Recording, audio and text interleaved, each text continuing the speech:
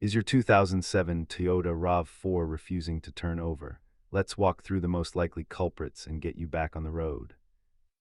Statistically, 3 out of 4 starting issues on this vehicle are simple electrical problems rather than mechanical engine failures. Before you call a tow truck, we need to systematically rule out the easy fixes. Start by checking for loose battery terminals and trying to start the vehicle in neutral to rule out the safety switch. If the battery is healthy, we focus on the starter solenoid, main fuses, or a failing ignition switch assembly. Keep a basic toolkit handy, including a multimeter to verify if your battery is actually holding a charge. Cleaning terminals or swapping a fuse takes minutes, but replacing a buried starter motor is definitely shop territory.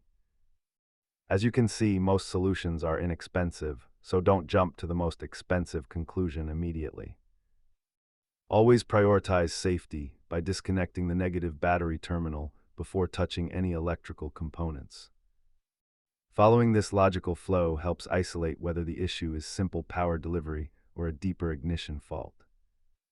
Remember, professional diagnostics is about ruling out what is working rather than just guessing what might be broken.